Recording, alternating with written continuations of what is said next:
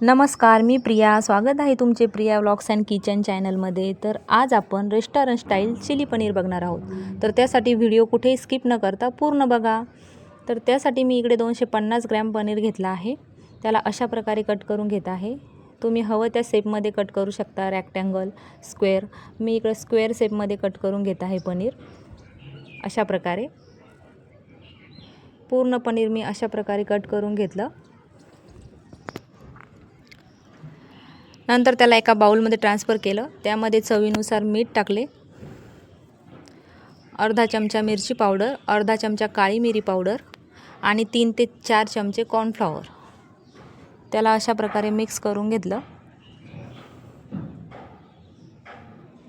आणि त्यामध्ये थोडंसं पाणी टाकून परत एकदा मिक्स करून घ्यायचं, जेणेकरून पूर्ण मसाला कॉर्नफ्लॉवर त्याला लागेल पनीरला.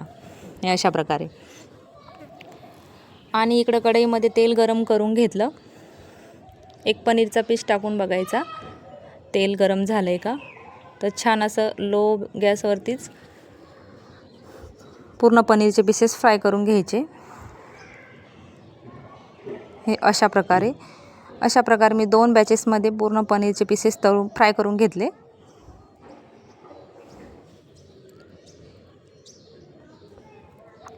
लो गॅसवरतीच फ्राय करायचं, जेणेकरून पनीरचे पीसेस चांगले क्रिस्पी बनतात.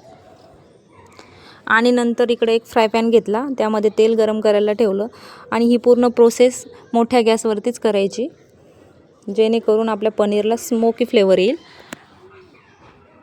तर इकडे मी लसण, अद्रक, मिरची चांगली फ्राय होऊ दिली. त्यानंतर पातीचा कांदा टाकून घेतला आणि अर्धा कप पाणी टाकून त्याला थोडंसं शिजू दिलं. त्यानंतर 2 चमचे रेड चिली सॉस, 2 चमचे सोया सॉस, 1 चमचा साखर, जेणेकरून सॉसचा स्ट्रॉंगनेस साखर बॅलन्स करतो.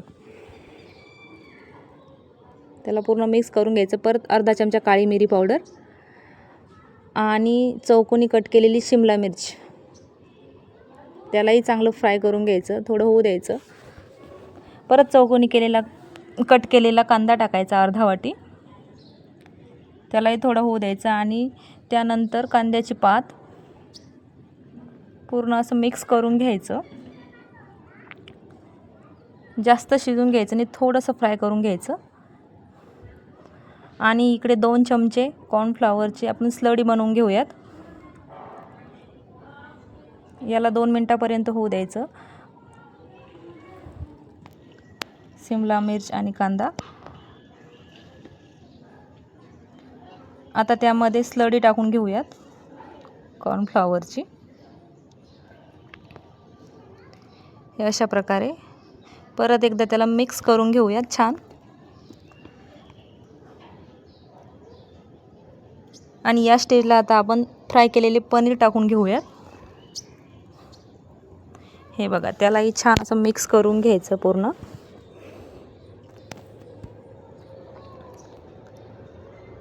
बघा किती छान चिली पनीर तयार झालं. तुम्ही पण एकदा ट्राय करून बघा आणि माझा व्हिडिओ आवडल्यास लाईक, सबस्क्राईब करायला विसरू नका. बाय.